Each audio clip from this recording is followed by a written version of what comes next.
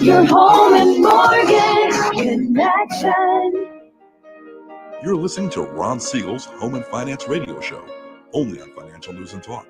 Now live in studio, your host, local and national real estate expert and consumer advocate, Ron Siegel.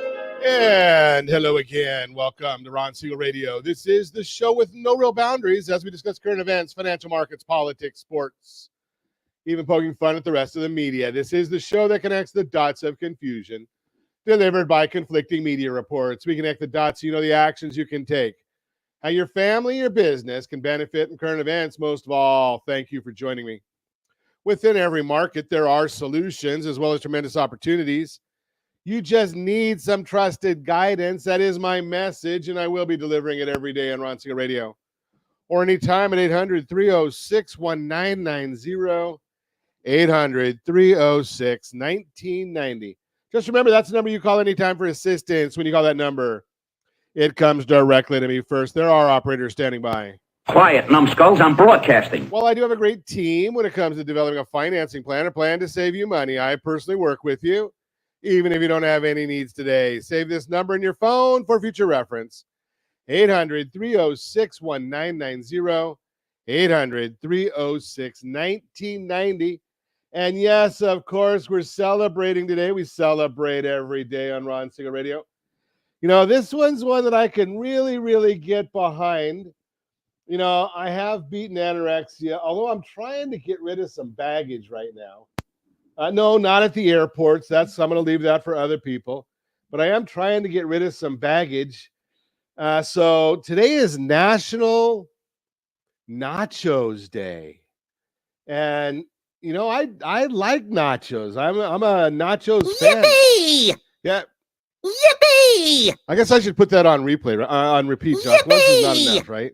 Maybe it is. National Nachos Day. Now, I like the picture. We've got that good there. I will admit, although, you know, I know it's sour cream. Most people that watch us on a regular basis say he's probably going to say that there's sour cream on there. No. I mean, whipped cream. That's sour cream. Yeah, I did stay up way too late last night watching all of the results coming in and seeing what's going on. But can somebody take the cilantro and the jalapenos off? I'm a wimp. Yes, I know. Josh is just laughing at me. Yes, I am a wimp. You know, give me some meat and the queso and the sour cream. And I didn't know. Do we have guacamole on ours today, Josh? Is there guac on that, or am I no guac? Gotta have guac on the nachos. Can I trade guac for jalapenos? Okay, okay. Josh said I can. Okay, good deal. Okay, let's see what else are we sell. National Saxophone Day. Now, yeah, we didn't bring a saxophone in. I do enjoy. I'm just fascinated by it. Kenny G. Is there a better saxophonist? Although, I don't remember because I'm old and I might be losing some marbles. Josh, do you remember the guy from the E Street Band? Now, I don't like Bruce Springsteen at all. Not at all. I mean, although I don't have to worry because at least now he said he's going to be leaving. But there was a gentleman on the E Street Band, and I think he passed away. But he played a mean Clarence Clemens. That's it. Thanks, Josh. Clarence Clemens. He was an amazing saxophonist too. I'd like to put Clarence Clemens and Kenny G. Yeah. Have you heard of dueling pianos? How about dueling saxophones? Now, I'm going to share. Obviously, Kenny G is going to be a lot better because I believe, I may be wrong, I think Clarence Clemens passed away. So, it's a National Saxophone Day. Now, should we look at the markets? Do we want to look at the markets today? Yeah, the Dow Jones Industrial, well, it depends on what you do. The Dow Jones Industrial Average is up 1,354 points. The S&P 500 is up 120 points. The NASDAQ up 438 points. Oil, we'll call that flat. It's about 7 cents a barrel down. 10-year Treasury yield on that one is up 18 basis points. That means the bond is dropping. Not good for mortgage rates, But we're going to continue watching that one, seeing where that goes. And let's see what else we go. Oh, what else we got going on here? Oh, gas prices. Gas is going to come down. We're going to watch that for you. But gas prices are going to drop. And I was on a call this morning, and if you're on social media and you have no life like me, 6:30 a.m. each morning, my friend Hammer Helmner, he does a show on social media. And I was fortunate enough to be his guest this morning, chatting about where the markets are going.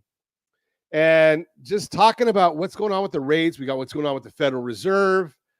If you're a loan originator, Hammer does a great job every morning, every business day morning, 6:30 California time. And somebody asked, why would I make the assertion that the president has anything to do with gas prices? No, he doesn't go and change the sign. But what happens is gas prices, if you recall, when President Trump was in office, or as he was leaving office, gas prices were significantly lower than they are today. Maybe not in California, because we like high prices. We like high taxes. If we look at the election results, we prove it every time, because we continue to vote in the same people who like to give us high gas prices, high taxes, high regulations. But if we look back and see, what did President Trump do? Well, the difference between President Trump's policies and President Biden's policies, not whether you like them or not, is regulation. Now, I don't know whether President Trump will do it or not. He says he's going to get rid of a lot of the regulation that President Biden put on the oil companies. Will that have an overnight effect? A little. Why? Because what's going to happen is the oil companies realized, okay, under the Biden administration, costs go up. We're not going to go for it, so we're not going to drill. So who sets oil prices then? Well, it's the world market, Saudi Arabia, Iran, Iraq, the whole Middle East. So what's going to happen now? Well, if the U.S. has as much oil as they say, and I have no way of knowing this, but if the U.S. has as much oil as they talk about, well, then the issue will be that the supply will go up over time, not immediately. Supply will increase over time. When supply increases over time, prices come down. Okay, if prices are going to come down, wouldn't you think that some of the Middle Eastern countries, some of the oil-producing countries, would want to sell their oil now at higher prices? Well, that's going to put more supply on the market now, which will bring prices down, and for the short term. And then the U.S. policy and the U.S. creation will bring prices down for the long term. Now, hopefully, and I have no way of knowing whether this will happen or not. Hopefully, we'll see that instead of all of this being done through executive order, we'll do it through the normal course of business. And we'll have the Congress create laws or write laws. President signs laws. And then it's codified so that if the next president that doesn't have the same beliefs as this president or the incoming president, the incumbent, well, then they go to court and say, okay, hey, we built all this infrastructure based on what we were told, and we want to follow the law. That's our hope. Will it happen? I don't know. You're listening to Ron Siegel Radio, discussing your real estate current events and the financial markets. When we come back, how real estate agents take fear out of moving, what to look for from this week's Fed meeting. How much consumer debt does the average American have? Is there anything we can do about it? We'll talk about all that and more. You can reach me anytime. Our off-air number, 800-306-1990, 800-306-1990, or RonSiegelRadio.com, Facebook.com/Ron Siegel Radio. And if you miss any part of our broadcast, Ron Siegel 1 on YouTube. Ron Siegel, the numero 1 on YouTube. Stay tuned. We'll be back in just a few. Ron Siegel Radio. Your home and mortgage connection. As the economy slows, do you know anyone worried about job loss? At Siegel Lending Team, we offer the Home Select Loan. Think of it as a financial superhero cape for homeowners with good income and credit. It not only saves your home, but also throws a life ring to your credit score. Because who needs stress when you can have peace of mind?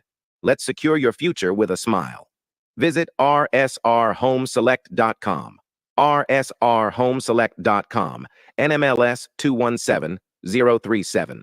You're listening to Ron Siegel's Home and Finance Show with local and national expert Ron Siegel. Now, here's Ron. Welcome back to Ron Siegel Radio. Within every market, there are solutions as well as tremendous opportunities. You just need some trusted guidance. That is my message, and I will be delivering it every day on Ron Siegel Radio or anytime at 800-306-1990. 800-306-1990. The Mortgage Minute today being brought to you by our friends at Geneva Financial. When you're ready for that next home loan, Geneva's got the programs and the products. You just need to make the call, 800-306-1990. Every day at this time, OBMMI, they provide the most comprehensive, accurate, timely, and interactive analysis of pricing ever conducted in the mortgage industry, calculated from actual locked rates across consumers across 35% of all mortgage transactions nationwide. This is the rates from yesterday. Want to get them today? Sorry, it's too late. Conventional 30-year fixed rate, 6.79. That was up. Jumbo 30-year fixed rate, 7.099. That was up. FHA 30-year fixed rates, 6.447. That was up. VA 30-year fixed rate, 6.351. That was up. USDA 30-year fixed rate, 6.429. That was down. The only one of the stream that was down yesterday. And as I look at rates right now, they are all moving higher today. And we could have guessed that. But if you want our thoughts on the mortgage world, every day we put out our report as early as the data allows, rsrlinks.com/market minute, rsrlinks.com/market minute. Let's take a look and see what's going on in the markets today. So let me find our chart for the S&P 500. Right now, that as I speak, that's up 123 points. That's obviously a very large move for the S&P 500. If you are invested, and I know you are. Why do I say I know you are? Well, most of us have 401ks. So that being up 122.03, good news. Yippee!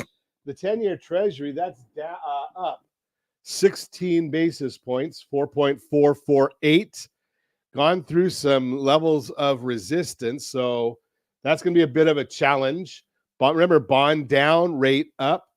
So we've got the 30-year mortgage bond. That's down 62 basis points, which is a big, big move. That means interest rates are up. Why? Well, obviously, it's got to do with the elections. Stocks soaring higher, bonds are lower, as there is a big risk-on trade happening. Other times, stocks and bonds are competing for the same investment dollar. Today, we're seeing money flow into stocks at the expense of bonds. There are also likely some fears that Trump's tariff threats could be inflationary.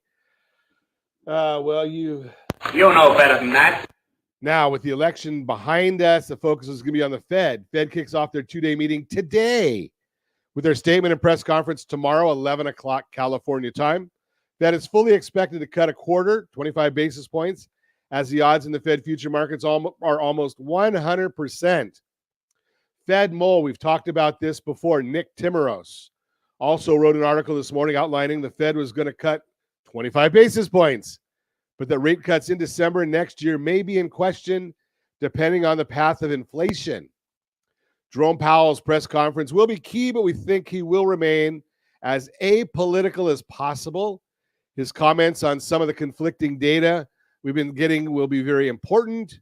We saw a strong ADP report, slightly weaker GDP, weak BLS. That was somewhat chalked up to weather and strikes, and weak reports from business contacts via the Beige Book. Without much confidence or certainty, the Fed will likely stick to plan and cut tomorrow, but their outlook going forward could change. Yesterday, the 10-year auction was met with pretty good demand, which helped bonds capture back their earlier losses. Obviously, that's reversed this morning, but later today, there's going to be a 30-year auction, which could impact the markets. We will see. I doubt it'll really have a whole lot of impact. And remember, 30-year, that's generally just the institutions are buying that. We're not seeing too much other than institutional buying there. That's the Mortgage Minute, brought to you by our friends at Geneva Financial. When you're ready for that next home loan, Geneva's got the programs and the products. You just need to make the call. 800-306-1990. 800-306-1990.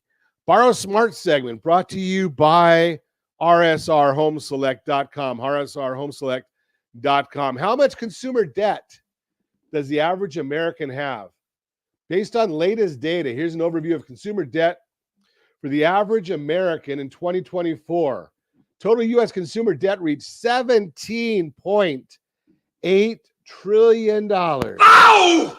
Oof. Second quarter 2024, according to the Federal Reserve Bank of New York. This marks an all-time high and represents a 9.86% increase from the previous year. As of 2023, last numbers available, the average American household had $104,215 in total debt, increased from $101,000 in 2022, showing a 2.3% rise. Where is the debt at? Well, the average consumer debt can be broken down into several categories. Mortgage debt, the largest component, averaged $244,498 per borrower. Remember, if there's two borrowers in the house, double it. Credit card average per cardholder was $65.01 for cardholders with unpaid balances. This rose to $72.36. Remember, how many credit cards do you have? Auto loans, the average auto loan debt was $23,792. Student loans, the average student loan debt was $38,787. Personal loans, the average personal loan debt was $19,402. Home equity lines of credit, $42,139. Why do I bring all those stats up to you? Well, there's something going on right now, and you're not hearing this in a lot of areas. A lot of places, they don't want to talk about this. Well, I've had the motto that we tell you what they don't want you to know on Ron Siegel Radio. Here's what they don't want you to know. When the economy is challenged, and it is right now, no matter what anybody tells you, we see it in all sorts of reports that are not publicized. See, they tell you what you want to know, but if you want to really find out what's going on, you got to pay for it. I've told you that before. And yes, I do pay several services to get information. ISM Services Data Index at 56, higher than expected, yet gains were due to delivery times and employment rather than business activity or new orders, indicating potential soft spots. Analyst Mike Green notes that current data, such as weakening manufacturing and services, typically align with early recession stages, casting doubt on the high GDP figures. Purchasing managers and credit managers, both ISM and NACM indices, have posted negative Z-scores since the fourth quarter of 2022, aligning with weak GDP performance, though reported GDP remains robust. Trade discrepancies, U.S. real goods exports and imports increased, contrasting both with global trade conditions where most countries report contracting export orders. Record highs in U.S. inventory sentiment indicate potential overconfidence in supply levels, though priced to perfection, sentiment could suppress demand in retail and wholesale sectors. ISM backlog shows shrinking backlogs and fewer industries with increasing backlogs, suggesting the potential impact on labor demand. Okay, so you got all these things going on. Why, again, am I bringing up all these statistics? How do I relate this to you and your house? Well, here's the deal. Start watching, and you're probably going to see that you're going to get notices from credit card companies. I heard from somebody just the other day that their credit card interest went from 29.99 to 34.99. Average now is 22.84. But more.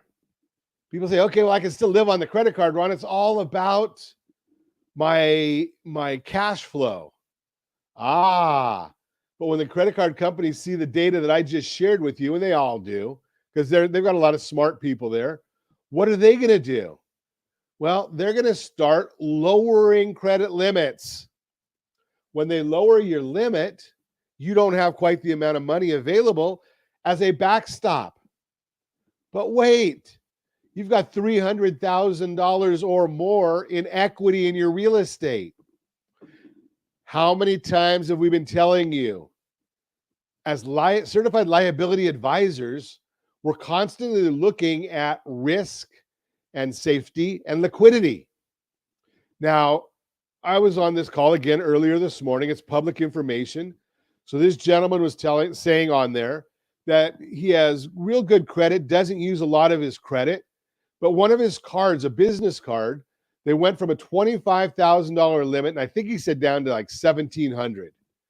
And they said within a week or two, they were going to be closing that brand, that service from the company, that particular company.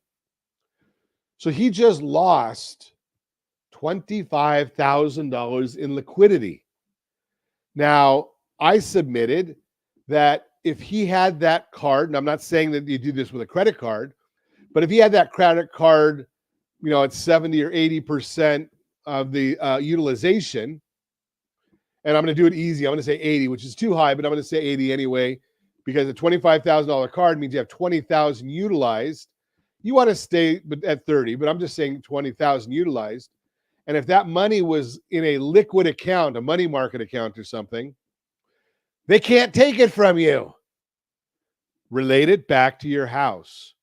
Same thing is going to happen right now with home equity lines of credit. The banks are going to come in and say, okay, we've got these home equity lines of credit and you're not using it. It's not utilized. And we have to keep reserves. Even if you don't utilize it, we're going to cut it. And you thought that you had this backstop, and all of a sudden the backstop is gone. What's the solution? We've talked to you about this before. MBElinks.com/2step. Isn't that what it's called, Josh? RSRlinks.com/2step. I think that's the name of our link. RSRlinks.com/2step. What is it? Well, you're going to pull some of the equity out of your property. I'm going to suggest 75% or go to a 75% loan to value. You can either do that with a refinance, or you can do it by getting a home equity line of credit, or you can do it with the Home Select product. RSRlinks.com/2step. So that's the thought process there. You pay off all your credit cards using up some of the equity of your property. This is going to help your cash flow by a lot, because even a line of credit, a home equity line of credit, I just looked at this yesterday for somebody. They're down. You can do them in the 6s, 7s, 8s, depending upon your situation. I don't know yours, but you can do those in those kind of price ranges and pay off those 22.84% credit cards or student loans or autos. And now you're going to use that as a 30-year payoff or a 20-year payoff. And then we're going to go and we're going to get you a lower interest rate on a full long-term program next year when rates are lower, or the year after. But if you're taking and putting that money that you were making in those payments today, say some of that cash flow, and apply it to the principal of the existing loan, you're going to be far better off over the long run, and you're going to have less stress. That's the Borrow Smart segment, brought to you by rsrhomeselect.com, rsrhomeselect.com. You're listening to Ron Siegel Radio, discussing your real estate, current events, and the financial markets. When we come back, what to look for from this week's Fed meeting. Easy for me to say. and building financial habits that stick. All that and more. Reach me anytime. Off-air number 800-306-1990, 800-306-1990, or RonSiegelRadio.com, Facebook.com/Ron Siegel Radio. And if you miss any part of our broadcast, Ron Siegel 1 on YouTube. Ron Siegel, the number 1 on YouTube. Stay tuned. We'll be back in just a few. Ron Siegel Radio. Your home and mortgage connection. Confused about the home buying process? Or curious how much you really know about buying a home? Take the First Home IQ quiz to test your understanding of buying a home. Created by the nonprofit First Home IQ, this 5-minute quiz will give you a score, what you missed, and why. Take the quiz in 5 minutes at rsrlinks.com/FHIQ and find out what you need to know about buying your first home. That's rsrlinks.com/FHIQ. You're listening to Ron Siegel's Home and Finance Show with local and national expert Ron Siegel. Now, here's Ron. Welcome back to Ron Siegel Radio. Within every market, there are solutions as well as tremendous opportunities.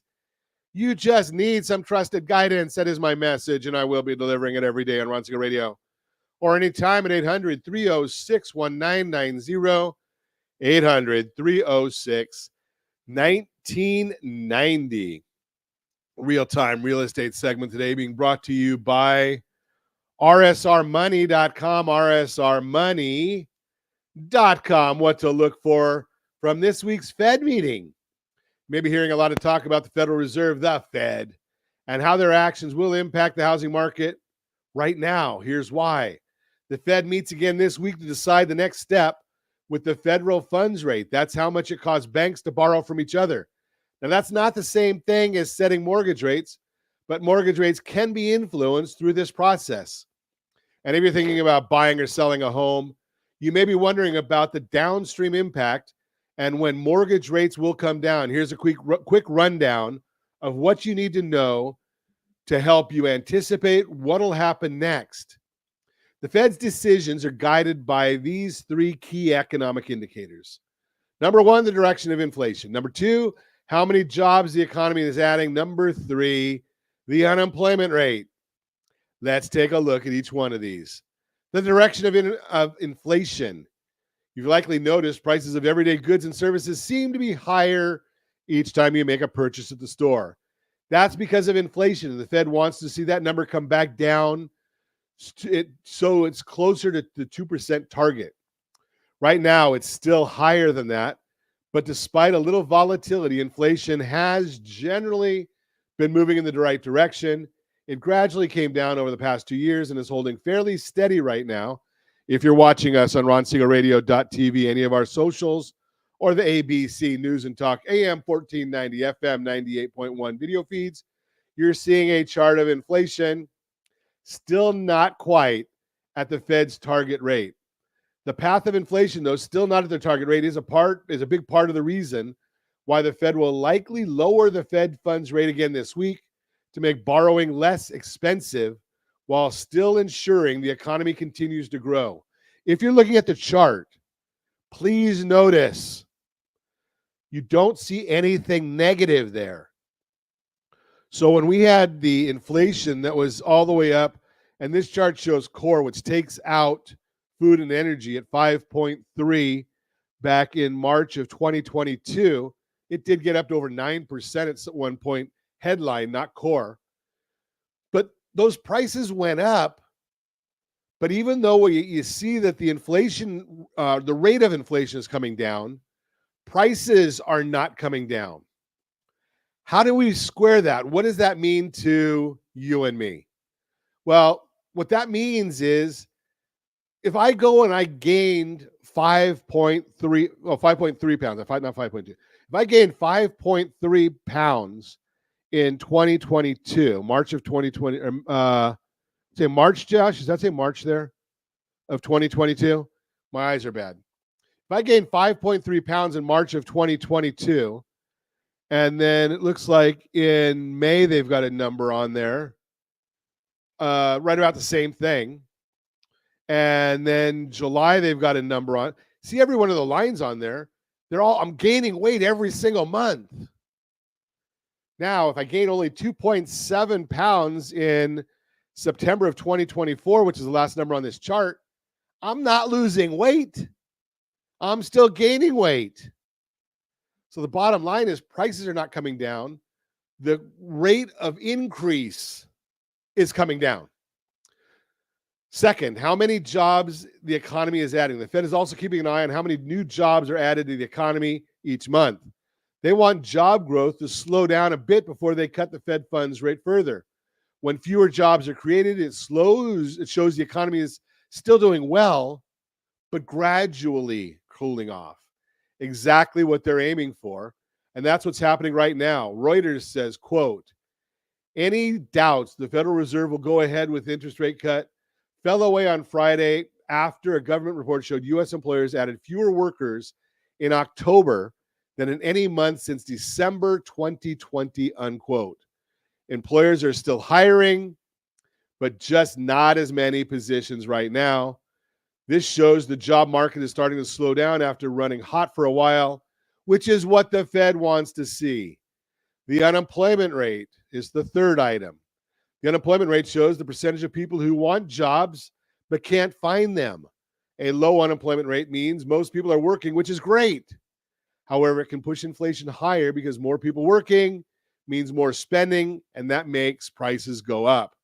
Many economists consider any unemployment rate below 5% to be as close to full employment as is realistically possible. In the most recent report, unemployment is sitting at 4.1%. Again, you're seeing that on the graph on the computer screen, where unemployment is at 4.1%. And you can see it came down during we're going to get rid of the pandemic years because those don't count, but it is coming down, and that is a good thing. The unemployment this low shows the labor market is still strong, even as fewer jobs were added to the economy. That's the balance the Fed is looking for. What does this mean going forward? Overall, the economy is headed in the right direction the Fed wants to see, and that's why experts say they will likely cut the Fed funds rate by 0.25 percentage point this week, according to the CME Fed Watch tool.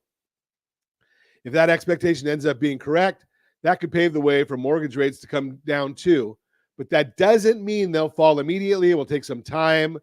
Remember, the Fed does not determine mortgage rates. Forecasts show mortgage rates will ease more gradually over the course of the next year, as long as the economic indicators continue to move in the right direction and the Fed can continue their federal funds rate cuts through 2025. But a change in any one of the factors mentioned here could cause a shift in the market and in the Fed's actions in the days and months ahead. So brace for some volatility and for mortgage rates to respond along the way. As Ralph McLaughlin, senior economist at Realtor.com notes, quote, the trajectory of rates over the coming months will be largely dependent on three key factors. One, the performance of the labor market. Two, the outcome of the presidential election. And three, any possible reemergence of inflationary pressure. While volatility has been the theme of mortgage rates over the past several months, we expect stability to reemerge towards the end of November and into early December, unquote. Bottom line, while the Fed's actions play a part, economic data and market conditions are what really drive mortgage rates. As we move through the rest of 2024 and 2025, expect rates to stabilize or decline gradually, offering more certainty in what has been a volatile market. That is the Real-Time Real Estate segment, brought to you by rsrmoney.com, rsrmoney.com. And I want to throw one other thing in there as well, because I can. So, you've been watching these mortgage rates. And again, I shared this on the broadcast I was on early this morning. One of the big issues there also has to do with the fact that millennials, they're starting to realize, and I think I'm seeing, maybe Josh can probably help me on this one also, but, for the longest time, millennials only knew of interest rates 3%, 4%, 5%. Now, Josh is fortunate enough to listen to me each morning. Maybe that's unfortunate enough to listen to me each morning. But, interest rates of the 50-year average is in the sevens. I don't know if the millennials are starting to realize that, interest rates aren't always going to be 3%. And if they're getting married, and I know they are, if they're having babies, and we know they are, if they're graduating from colleges, that's probably the Gen Zers more than the millennials now. They want to start their own households. They've been waiting, for the last 3 or 4 years for interest rates to come down. It's not going to happen too soon. They might start saying, something, I'm going to bite the bullet. I got to buy a cheaper house, or maybe I just need to call the Siegel lending team at Geneva Financial and find strategic ways of getting a lower mortgage payment, more affordability. And then I can go and buy that house that is right for myself and my family. And yeah, I got to pay the higher rate right now, but it is what it is. We know that we can't, what can we control? We can't control the price of the housing. We can control the fact that we're going to a cheaper house, maybe, maybe not. We cannot control interest rates. What can we control? Strategy. And Josh, do you have that banner yet? Strategy beats rate always. And we've got to, that's kind of a mantra that we have. Strategy beats rate always. And, you can look and you can say, okay, interest rates, and Josh shared that with us just a minute ago, what our numbers were, and I'm going to grab it here. Yesterday, the 30-year fixed rate loan was at 6.79. Yes, I know it's up a bit today. 6.79 is what OBMMI tells us that the rates locked at yesterday. Okay, so that's where they locked at. Can I control that? No. But what I can control is the strategy. Maybe we want to look at the Home Select loan. Best loan on the market. Not everybody qualifies. But maybe what I want to do is I want to say, okay, I'm going to put down 10% instead of 20%, and I'm going to use a few percent to buy down the interest rate. Now, you need to understand how to buy down the interest rate the right way. You have to have a real estate professional who understands how to do this. I know who those agents are. Yes, I have a real estate license, and yes, I can introduce them to you because I don't do real estate transactions. I introduce people who understand strategy beats rate always. So what do? We buy down the rate. Maybe you have to pay a little bit more for the house that you love.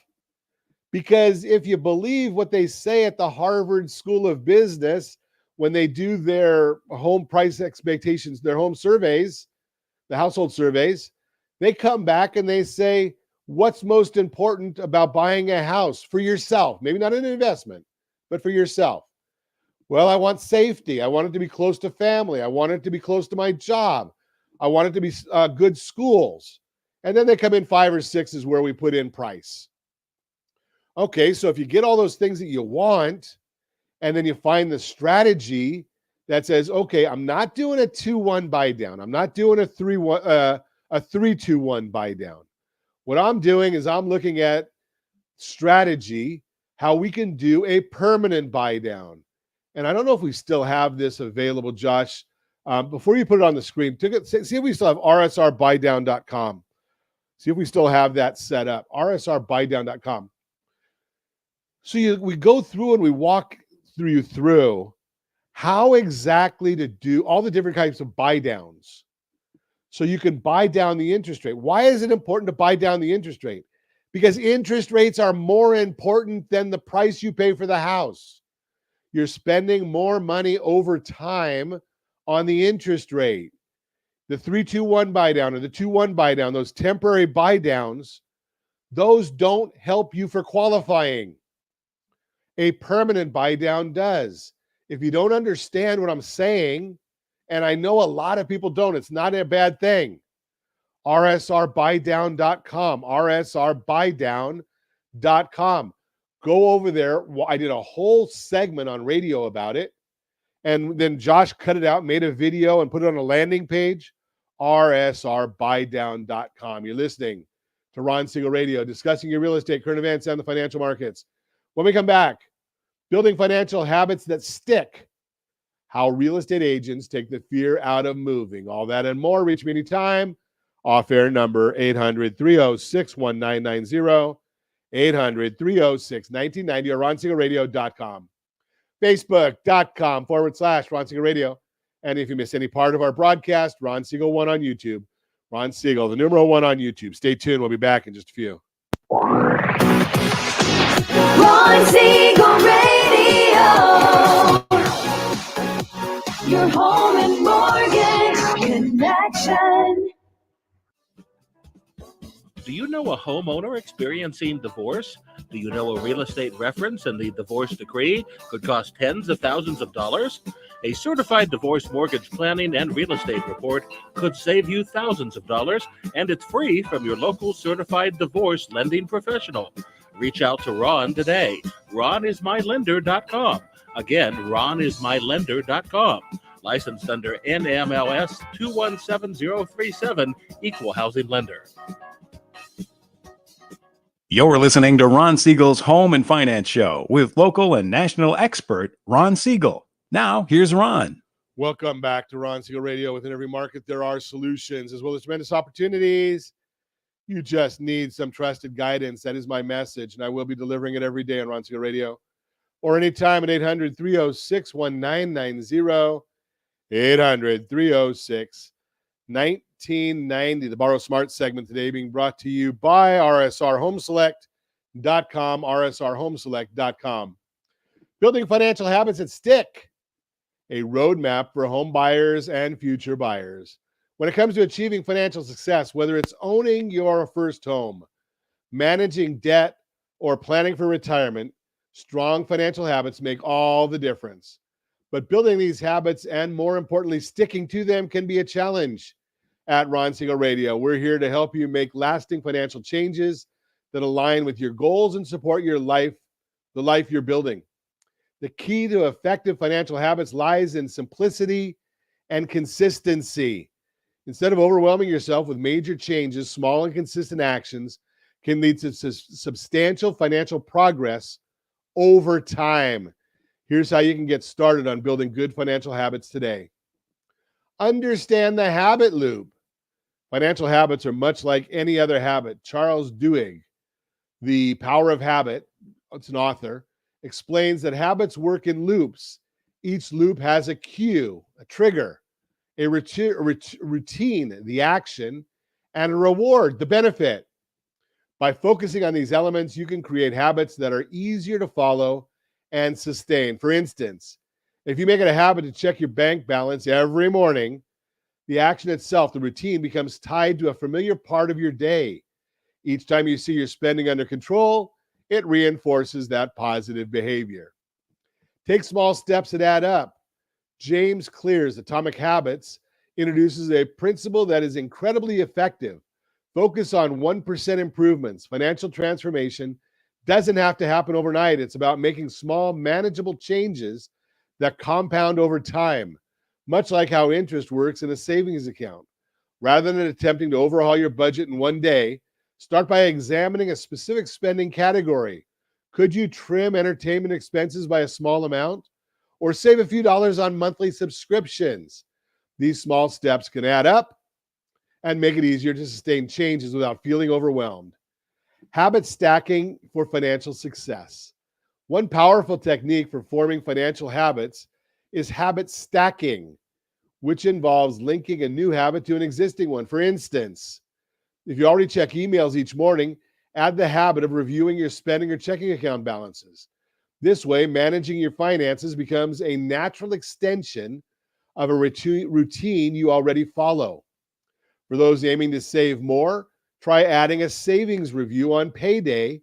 After you check your paycheck, deposit it, transfer a small amount to savings. Over time, this small action will not only become routine, but can significantly boost your savings.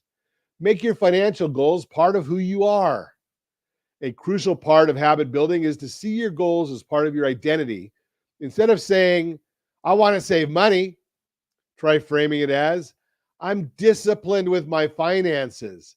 This subtle shift helps reinforce your commitment to saving because it aligns with your sense of self. Similarly, if you're aiming to improve your credit score, think of yourself as someone who consistently monitors and manages their credit. When you make financial discipline part of who you are, it's easier to stay on track. Stay focused on the rewards. Many people struggle with financial habits because the rewards aren't immediate. However, just like a solid investment, the rewards of good money habits compound over time. One simple way to stay motivated is by regularly reviewing how far you've come. For instance, check your progress each month, especially if you're working to boost your FICO score. Remind yourself the benefits you'll enjoy, like better interest rates on loans or credit cards. Knowing that these rewards are within reach can help you stay committed even when challenges arise. Keep it simple and consistent.